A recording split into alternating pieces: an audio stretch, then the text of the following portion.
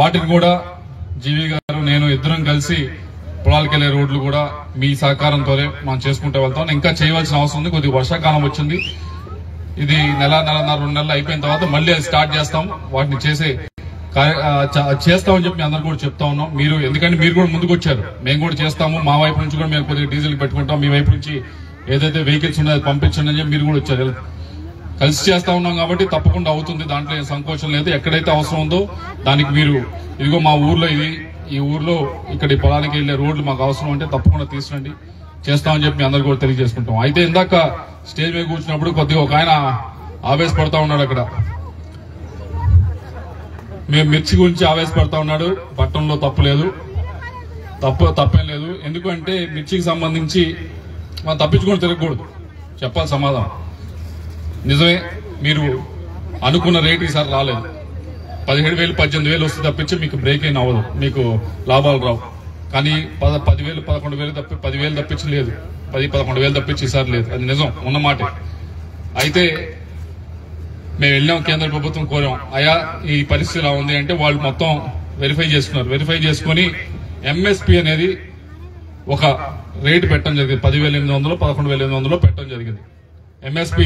దీనికంటే పడితే కనుక మేము ముందుకు వస్తాం, మేము కొంటామని చెప్పి కేంద్ర ప్రభుత్వం వైపు నుంచి చెప్పారు.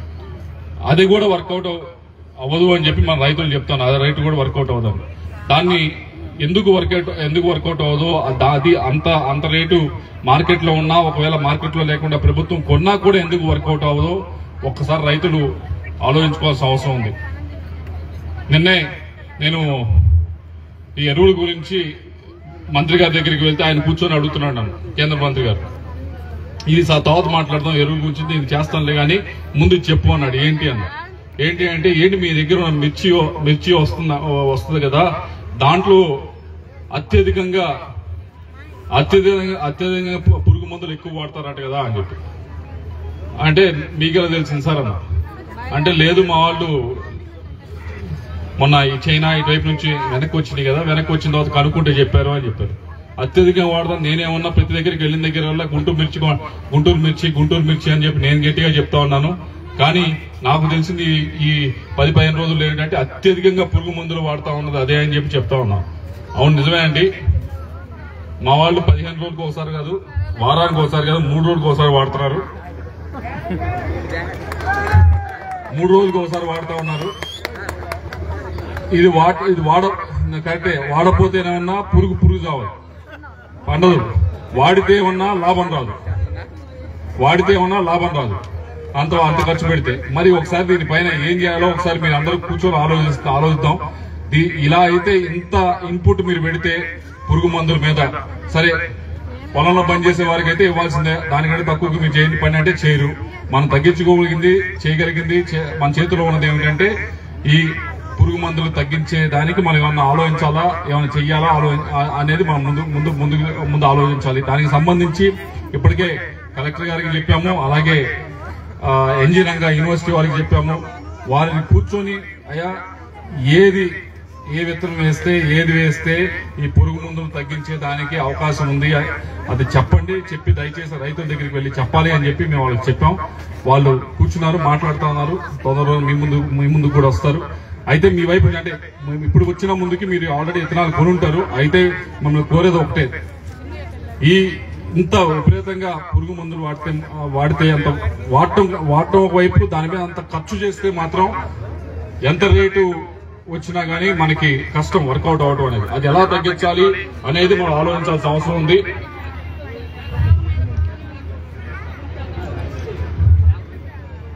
అదే దాని గురించే చెప్పాం మొన్న. అది బ్లాక్ టిప్స్ వచ్చినాయి, దానివల్ల ఇబ్బంది పడతా ఉన్నారు. నిజమే, అది ఎలా తగ్గించాలి, ఏం చేయాలని మనం తప్పకుండా ఆలోచించాలి. అది ఆలోచించకుండా కేవలం రేటు మనం చేయాలి అంటే అయ్యే పరిస్థితి కాదు. ఒక 11,000 పెడతారు, 12,000 పెడతారు. అంతకంటే మనం పెంచుకుంటూ పోతే ఎరువుల మీద, లేకపోతే మందు గట్ల మీద పెంచుకుంటూ పోతే ఎక్కడా కూడా దానికి బ్రేక్ అయ్యే పరిస్థితి ఉండదు. కాబట్టి దయచేసి మనం అందరం ఆలోచించాల్సిన అవసరం ఉందని చెప్పి తెలియజేసుకుంటా ఉన్నాను. అలాగే ఈ మీటింగ్ ముఖ్యమైన కారణం ఏమిటి అంటే సహకార సంఘాలు ఈ రోజు మనం ఎన్నుకోవడం జరిగింది. ఎన్నుకున్నాం, బానే ఉంది. మరి మీరు అందరూ కూడా ఎంతమంది మెంబర్స్ గా ఉన్నారు? అందరూ వచ్చారు, బాగా వచ్చారు ఇక్కడికి. ఎంతమంది ఇక్కడ ఉన్న వాళ్ళు దానిలో మెంబర్స్ గా ఉన్నారు? ఇప్పుడు అడుగుతా ఉన్నా, ఎంతమంది ఉన్నారా ఈ మొత్తంలో అని అడిగితే చెప్తానండి. ఎంతమంది ఉన్నారు ఈ ప్రాంతం మొత్తం మీద అని అడిగితే జనాభా ఏమన్నా 51,000 ఉన్నారు, మెంబర్స్ ఏమన్నా 5,000 మంది ఉన్నారు. దాంట్లో ఈ కేవైసీ పూర్తయిన వారు, యాక్టివ్ గా ఉన్నవారు 1,600 మంది ఉన్నారు. 1,600 మంది మీకోసం బ్యాంకు పెట్టి మీరు దాని నుంచి రుణాలు తీసుకొని మీరు ఉపయోగించుకోవాలని బ్యాంకు నడుపుతా ఉంటే, సహకార సంఘం నడుస్తా ఉంటే మీరు దాంట్లో యాక్టివ్ గా లేకపోతే ఎలా? దీనికైతే వచ్చారు మీటింగ్ పెడితే, ఆయన ప్రమాణ స్వీకారం అయితే చప్పట్లు కొట్టారు. దాంతో ఉపయోగం మీకు ఉండదు, ఆయనకి ఉండదు కదా. ఉంటుందా?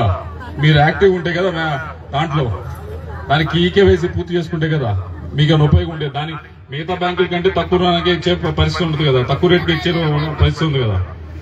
కాబట్టి దయచేసి కొత్తగా ఎన్నికయ్యారు కాబట్టి 1,600 నుంచి కనీసం ఒక 7,000 మంది అన్న యాక్టివ్ మెంబర్స్ చేయండి.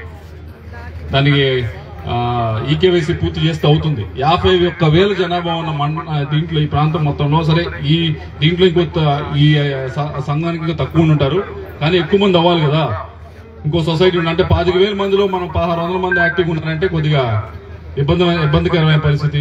మీరు మీ చైర్మన్ గారు కూర్చొని ఆలోచించి ఏం చేయొచ్చో, ఎలా చేయొచ్చో, ఆయన ఇక్కడి నుంచే కదా, మీ నియోజకవర్గం నుంచే కదా, ఆలోచించి యాక్టివ్గా ఎలా చేయొచ్చో ఒకసారి ఆలోచించండి. ఇది రెండవది.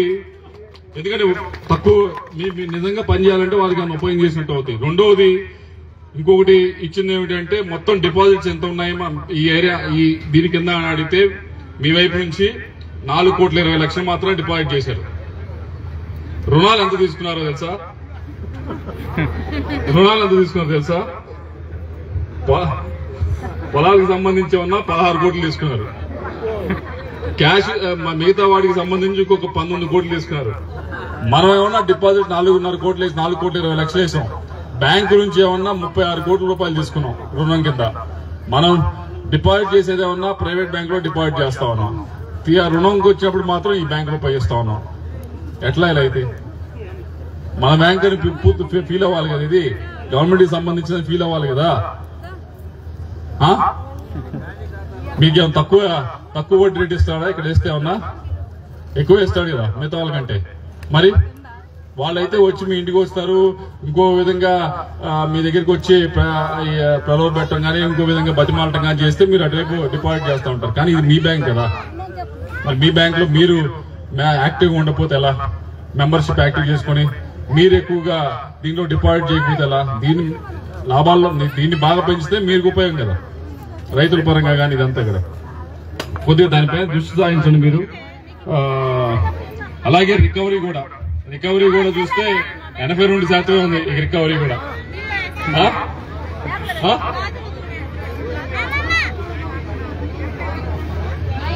రికవరీ కూడా 82% ఉంది. మిగతా ప్రైవేట్ బ్యాంక్ అయితే ఒప్పుకుంటాడా రికవరీ? లేకపోతే వెంటబడతాడు కదా మీ వైపు.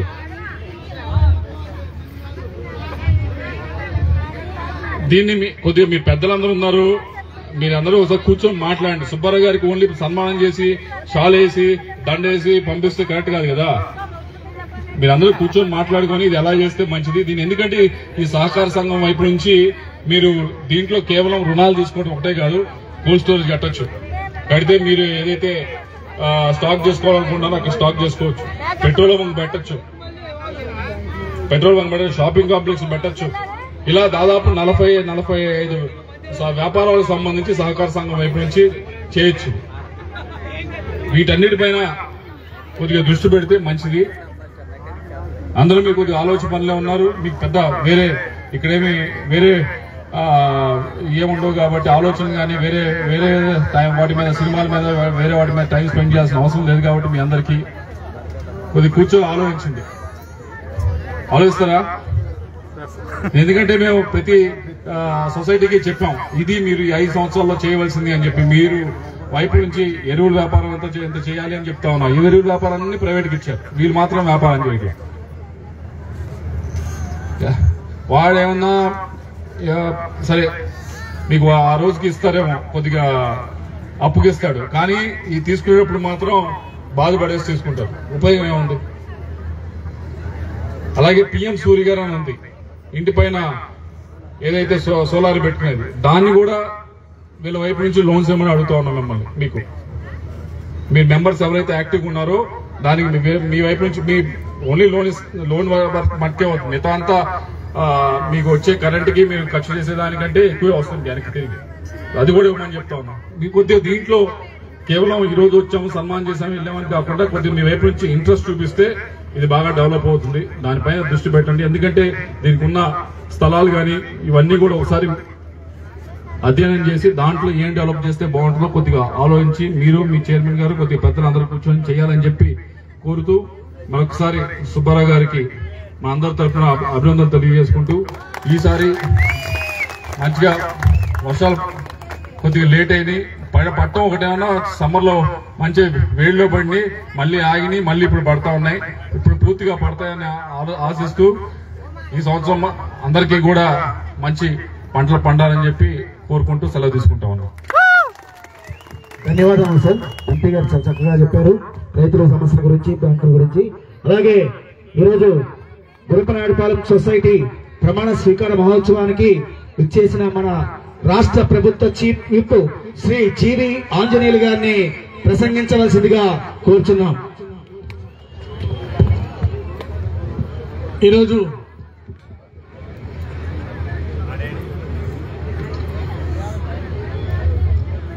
ఈరోజు మన గురపనాయుడుపాలెం సొసైటీకి అధ్యక్షుడిగా ప్రమాణ స్వీకారం చేసినటువంటి ముండు సుబ్బారావు గారికి, అట్లాగే త్రిసభ్య కమిటీ సభ్యులు రాయల శ్రీకాంత్, కొత్త పరబ్రహ్మారెడ్డి గారు, ఈ ముగ్గురు సమన్వయంతో రైతులకి విశేషమైన సేవలు అందిస్తారని నేను ఆశాభావం వ్యక్తం చేస్తున్నా.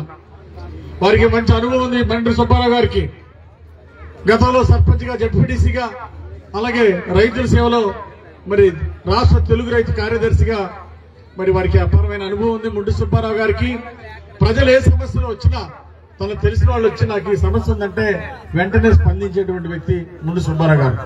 మరి అలాంటి వ్యక్తి తప్పనిసరిగా సొసైటీ ద్వారా వేల మంది రైతులకి న్యాయం చేస్తారని, మరి వారికి సకాలంలో లోన్లు, సబ్సిడీ లోన్లు ఇస్తారని ఆశాభావం వ్యక్తం చేస్తున్నా. మరి మనం అడగగానే మరి అటు ఎంపీ గారు శ్రీకృష్ణదేవరాయలు గారు, నేను, కొమ్మాలపాటి శ్రీధర్ గారు, జిల్లా అధ్యక్షులు అందరం కలిసి మా మక్కన మల్లికార్జున గారికి మంచి పదవి ఇవ్వండి, జిల్లా కేంద్ర సహకార బ్యాంక్ చైర్మన్ ఇవ్వమనగానే మన చంద్రబాబు గారు ఇచ్చారు. వారు కూడా తప్పనిసరిగా వారికి ఇచ్చిన బాధ్యతలు జిల్లా లెవెల్లో బ్రహ్మాండంగా చేస్తారని మరి వారికి శుభాకాంక్షలు తెలియజేస్తున్నా. మక్కన మల్లికార్జున గారికి వర్షం పడే సూచనలు ఉన్నాయి కాబట్టి నేను తర్వాత మాట్లాడతా. ముందు మీ అందరూ ఎదురు చూస్తున్నటువంటి మా మంత్రి గారిని మాట్లాడాల్సిందిగా కోరుతున్నా. మరి సబితా గారు, మరి వారు ఈరోజు శాసన మండలిలో కూడా బ్రహ్మాండంగా పోరాడుతున్నారు. ఏమో నోరెత్తితే ఎదుటోళ్ళకి చెమటలు పడతాయి. మరి బీసీ సంక్షేమ శాఖ మంత్రిగా ఈరోజు రాష్ట్ర వ్యాప్తంగా విశేషమైనటువంటి సేవలు అందిస్తున్నారు మన సబితా గారు మంత్రి గారు. అంతేకాదు వాళ్ళ నాన్నగారు మంత్రిగా చేశారు, ఏమో పోరాటాలు చేసింది. సో ఏమో పోరాటాలు చేస్తే రాయలసీమ ముద్దు బిడ్డగా మరి రాయలసీమలో ఎంత పౌరుషం కావాలి పోరాటానికి మీకు తెలుసు. 24 కేసులు, తప్పుడు కేసులు పెట్టారు మరి సబితా గారికి, మా సిస్టర్ మీద. మరి ఎంత బాధాకరం చెప్పండి. ఒక ఆడపడుచని కూడా లేకుండా 24 కేసులు పెట్టి వేధించారు జగన్మోహన్ రెడ్డి ప్రభుత్వం, రాక్షస ప్రభుత్వం. అయినా ఎదురొడ్డి నిలబడి పోరాడిన వీర వనిత మన సవిత, మా సిస్టర్ అని చెప్పి మా సోదరుమని ఈ సందర్భంగా తెలియజేస్తూ మీ అందరిని ఉద్దేశించి మాట్లాడాల్సిగా కోరుతున్నాం మంత్రి గారిని.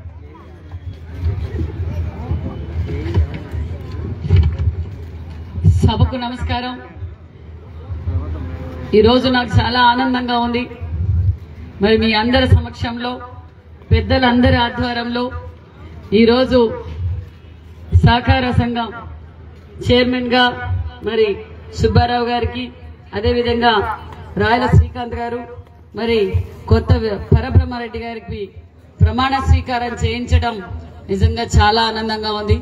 ఎందుకంటే మరి సుబ్బారావు గారు రైతు బిడ్డ అనేది కన్ఫర్మ్ అయింది. రైతు కష్టాలు తెలిసిన వ్యక్తి అనేది మనకు ప్రత్యక్షంగా మీరు ఇంతమంది వచ్చి ఆయన ప్రమాణ స్వీకారానికి రావడం, మరి మీ అందరి కోరికలు మరి సుబ్బారావు గారు తీరుస్తారు. ఎందుకంటే రైతు కష్టాలు తెలిసిన వ్యక్తి. గత 5 ఏళ్లలో రైతుల్ని గాలి కొదిలేసింది గత ప్రభుత్వం అని మీ అందరికీ తెలుసు. మరి ఖచ్చితంగా సేవలు రైతాంగం కోసం ఎల్లవేళలా ఉంటుంది. ఎందుకంటే ముఖ్యమంత్రి కూడా రైతు పక్షపాత అన్న విషయం మీ అందరికీ తెలుసు. రైతులకు పెద్దపీట వేసే ప్రభుత్వం మన ఎన్డీఏ ప్రభుత్వం అన్న విషయం తెలియజేస్తూ మరి చాలా సంతోషంగా ఉంది. మరి సభ అధ్యక్షులు మా సోదరులు వినుకొండ నియోజకవర్గానికి అహర్నిశలు కష్టపడుతూ ఒక పక్క విప్పుగా ఒక పక్క మీ అందరి ఆదరణ పొందుతూ అభివృద్ధి ధ్యేయంగా పనిచేస్తున్న మా సోదరులు జీవి ఆంజనేయులు గారికి, మరి అదే విధంగా యువకుడు, ఉత్సాహవంతుడు, విద్యావంతుడు, పార్లమెంట్ లో మన రాష్ట్రం అభివృద్ధి కోసం నేను సైతం అంటూ పోరాటం చేస్తూ ఒక పక్క ప్రధానమంత్రి గారిని, ఒక పక్క మన రాష్ట్రానికి కావాల్సిన నిధులు ఎప్పటికప్పుడు ఎంపీలందరినీ కోఆర్డినేట్ చేసి ఎంపీలందరినీ ఎవరు ఏ శాఖను మంత్రిని అలాట్ చేయాలి, వాళ్ళ శాఖల నుంచి వాళ్ళకి ఏమి నిధులు కావాలి అని ఢిల్లీలో తన గలం విప్పుతూ ఒక విద్యావంతుడు ఎక్కడ తగ్గాలో, ఎక్కడ నెగ్గాలో, ఎక్కడ పట్టుదలగా పనిచేయాలో తెలిసిన వ్యక్తి మా సోదరుడు. ఎందుకంటే అక్కడ డబుల్ ఇంజిన్ సర్కార్ జరుగుతోంది అభివృద్ధి. ఒక పక్క నరేంద్ర మోడీ గారు, ఒక పక్క మన చంద్రబాబు నాయుడు గారి ఆధ్వర్యంలో జరుగుతుంటే మరి వినుకొండ నియోజకవర్గంలో మన ఎంపీ గారు, ఎమ్మెల్యే గారి ఆధ్వర్యంలో అభివృద్ధి ధ్యేయంగా పనిచేస్తున్నారు. మరి మన లావు శ్రీకృష్ణదేవరాయలు గారికి, మేము శ్రీకృష్ణదేవరాయలు అంటాం, అదే విధంగా మరి మా సోదరులు చింతమనేని ప్రభాకర్ గారు ఇప్పుడే వెళ్ళారు. మరి చింతమనేని ప్రభాకర్ గారికి, మరి శ్రీధర్ గారికి, మరి మల్లికార్జున గారికి, ఎందుకంటే గతంలో ఆయన ఈ నియోజకవర్గానికి శాసనసభ్యులుగా పనిచేశారు, అనుభవం గల వ్యక్తి. ఆయన మాటల్లోనే తెలిసి ఈ నియోజకవర్గానికి నేను నా బాధ్యత, ఎందుకంటే జిల్లా చైర్మన్ గా ఉన్నా కూడా ఆయనకి రైతు కష్టాలు తెలిసిన వ్యక్తి కాబట్టి మనం పెద్దగా చెప్పాల్సిన తెలియదు వారికి. మరి వేదిక పైన ఉన్న ఎన్డీఏ కూటమి నాయకులకు, మండల ప్రెసిడెంట్లకు అందరికీ పేరు పేరున నమస్కారాలు తెలియజేస్తూ వేదిక ముందున్న ఎన్డీఏ కూటమి ప్రజలకు, మరి రైతన్నులకు అందరికీ పేరు పేరున నమస్కారాలు తెలియజేసుకుంటున్నా. మరి జీవి ఆంజనేయులు గారు, నాకైతే ఈ రోజు రాష్ట్ర వ్యాప్తంగా కేంద్ర మంత్రుల దగ్గర నుంచి మన కార్యకర్తల వరకు అందరూ సుపరిపాలన తొలిఅడుగు కార్యక్రమం జరుగుతోంది. మరి సుపరిపాలన తొలిఅడుగు కార్యక్రమంలో నన్ను ఇక్కడికి ముఖ్యమంత్రి గారు పంపించారు. అంతేకాదు సవితమ్మ, ఈ తొలిఅడుగే కాదు, మా ప్రమాణ స్వీకారానికి కూడా మీరు రావాలి. హాఫ్ డే కాదు, ఫుల్ డే మాకు కేటాయించాలని ఆర్డర్ పాస్ చేశారు. చాలా సంతోషం. వినుకొండ ప్రజలతో నేను ఈ కార్యక్రమంలో పాల్గొన్నాం. మరి ఈ రోజు మనం ఇలా ఉన్నాము అంటే మీ అందరి కష్టం. ఎందుకంటే మళ్ళీ ఎన్డీఏ కూటమి అవుతానే ఈ రాష్ట్రానికి, మళ్ళీ చంద్రబాబు నాయుడు గారు అవుతానే ఈ రాష్ట్రం బాగుపడుతుందని సంపూర్ణమైన నమ్మకంతో మీరందరూ ఓటేసి వేయించి గెలిపించారు. మరి మనం అధికారంలోకి వచ్చి సంవత్సరం పాటు పూర్తి చేసుకున్నాం. సంవత్సరం పూర్తి పాలనలో మనం ఏదైతే ఎన్నికల సమయంలో మాట చెప్పామో ఆ మాట నిలబెట్టుకుంటున్న ప్రభుత్వం ఎన్డీఏ ప్రభుత్వం, మాన్య శ్రీ ముఖ్యమంత్రి చంద్రబాబు నాయుడు గారు అన్న విషయాన్ని మీకు తెలియజేస్తున్నాం. మరి మీకు అందరికీ తెలుసు, గతంలో రంగుల రెడ్డి ఒకటి చెప్పాడు 2019లో. ఏం చెప్పాడు రంగుల రెడ్డి? నేను అధికారంలోకి రాగానే 3000 పెన్షన్ ఇస్తానన్నాడు. 3000 పెన్షన్ ఇచ్చేకి రంగుల రెడ్డికి ఎన్నేళ్లు పట్టిందన్నా? 5 ఏళ్లు పట్టింది. పెన్షన్ మొదలు పెట్టింది అన్న నందమూరి తారక రామారావు గారు. 200 ఉన్న పెన్షన్ ని 1000 రూపాయలు చేసింది మన చంద్రన్న. 200 ఉండింది 1000 చేసింది మన చంద్రన్న. 1000 రూపాయలు ఉన్న పెన్షన్ 2000 చేసింది మన చంద్రన్న. మరి రంగుల రెడ్డి 3000 పెన్షన్ చేసేకి 5 ఏళ్లు పట్టింది. మనం ఎన్నికల్లో చెప్పాం, ఏప్రిల్ 1వ తారీఖు నుంచే 3000 ఉన్న పెన్షన్ 4000 ఇస్తామన్నాం. ఏప్రిల్ 1వ తారీఖు నుంచే 4000 పెన్షన్ ఇచ్చిన ఘనత మన ముఖ్యమంత్రి చంద్రబాబు నాయుడు గారు అన్న విషయాన్ని మీకు తెలియజేస్తున్నాం. ఇంటి దగ్గరే ఇచ్చాం. ఆదివారం 1వ తారీఖు వస్తే ముందు రోజే పెన్షన్ ఇచ్చిన భారతదేశంలో ఏకైక రాష్ట్రం, 4000 పెన్షన్ ఇస్తున్న రాష్ట్రం మన ఆంధ్రప్రదేశ్ అన్న విషయాన్ని మీకు తెలియజేస్తున్నాం. మరి వికలాంగుల పెన్షన్, వికలాంగులు గుర్తించింది మన చంద్రన్న. వికలాంగుల పెన్షన్ 3000 రూపాయలు చేశారు గతంలో. మరి జగన్మోహన్ రెడ్డి గారు వికలాంగులతో ఓట్లు వేయించుకున్నారు. రాష్ట్రాన్ని ఎలాగో నాశనం చేశారు, మనల్ని ఎలాగో నాశనం చేశారు. మరి వికలాంగులను కూడా గాలికి వదిలేశాడు. గాలికి వచ్చిన ముఖ్యమంత్రి గాలిలోనే పోయాడు అనుకోండి. మరి ఈ రోజు వికలాంగులకు 3000 ఉన్న పెన్షన్ 6000 రూపాయలు చేశాం. 100% బెటెడ్ ఉన్న వారు 5,000 ఉన్న పెన్షన్ ని 15,000 చేశాం. దీపం 2 కింద సిలిండర్లు ఇచ్చాం. తల్లి వందనం కింద ఇంట్లో ఎంత మంది బిడ్డలుంటే అంత మందికి మనం తల్లి వందనం అందజేస్తాం. ఒకరున్నా, ఇద్దరున్నా, ముగ్గురున్నా, 5 మంది ఉన్నా, 6 మంది ఉన్నా, మా నియోజకవర్గంలో 7 మంది ఉన్నా కూడా తల్లి వందనం అందజేసిన ప్రభుత్వం మన విద్యాశాఖ మంత్రి నారా లోకేష్ బాబు గారు. ఈ రోజు నారా లోకేష్ బాబు గారు ఒక విద్యాశాఖ విద్య విలువ తెలిసిన వ్యక్తి కాబట్టే ఈ రోజు తల్లి వందనం అందరికీ అందజేశారు. కొంతమంది అందరూ అన్నారు, సార్ రాష్ట్రం అప్పుల్లో ఉంది, గత ప్రభుత్వం చేసిన అప్పులు కడుతూ ఉన్నాం, మళ్ళీ తల్లి వందనం అందరికీ ఇస్తే ఇబ్బంది పడతాం కదా అంటే, విద్య విలువ తెలిసిన విద్యాశాఖ మంత్రి ఒక మాట అన్నాడు, తల్లి ప్రేమ ఒకరికే పరిమితం చేయకూడదు, ఇంట్లో ఎంతమంది బిడ్డలు ఉంటే అంతమందికి తల్లి ప్రేమ పంచాల్సిందే, ప్రతి ఒక్కరూ విద్యావంతులు కావాలని కోరుకున్న వ్యక్తి మన విద్యాశాఖ మంత్రి. అంతేనా? అది మనం మాట చెప్పాం. మరి ఈ రోజు మాట చెప్పని కూడా మన లోకేష్ బాబు గారు చేస్తున్నారు. ఈ రోజు ఎన్ని హాస్టల్స్ పైన ఈ రోజు రెన్యువేషన్ జరుగుతున్నాయి, పూర్వ వైభవం తీసుకొస్తున్నాం. మన లోకేష్ బాబు గారు చెప్తుండేది ఒకటే, ప్రైవేట్ స్కూల్ కి, కార్పొరేట్ స్కూల్ కి ధీటుగా మన government residential hostels, residential schools ఉండాలనేదే మన నారా లోకేష్ బాబు గారి ఉద్దేశం. మరి మొన్నటి రోజు నాణ్యతమైన కిట్ ఇచ్చారు. మన రంగుల రెడ్డి అయితే ఎవరి ఫోటోలు వేసుకున్నాడో మీకు తెలుసు. కానీ మన బాబు గారు, మన లోకేష్ బాబు గారు, మన రామారావు గారి ఫోటో కూడా వేయకుండా విద్య అందరికీ స్ఫూర్తి మరి సర్వేపల్లి రాధాకృష్ణ గారి పేరు మీద మనం కిట్ ఇచ్చాం. పిల్లలందరూ ఇబ్బంది పడుతున్నారని తెలుసుకొని సన్న బియ్యం ఈ రోజు మనం స్కూల్స్ లోను, హాస్టల్స్ లోను ఇస్తున్నాం. మరి ఈ రోజు విద్యకు విలువ తీసుకొస్తున్నాం. ఎందుకంటే లోకేష్ బాబు గారికి విద్య విలువ తెలుసు. ఒక పక్క విద్యా వ్యవస్థను బలోపేతం చేస్తూ మరి దేశ విదేశాలు తిరిగి మన ఎంపీ గారు కూడా విదేశాలకు వెళ్లారు. లోకేష్ బాబు గారితో వెళ్లి పరిశ్రమలు తీసుకొచ్చారు, ఉపాధి చూపిస్తున్నారు.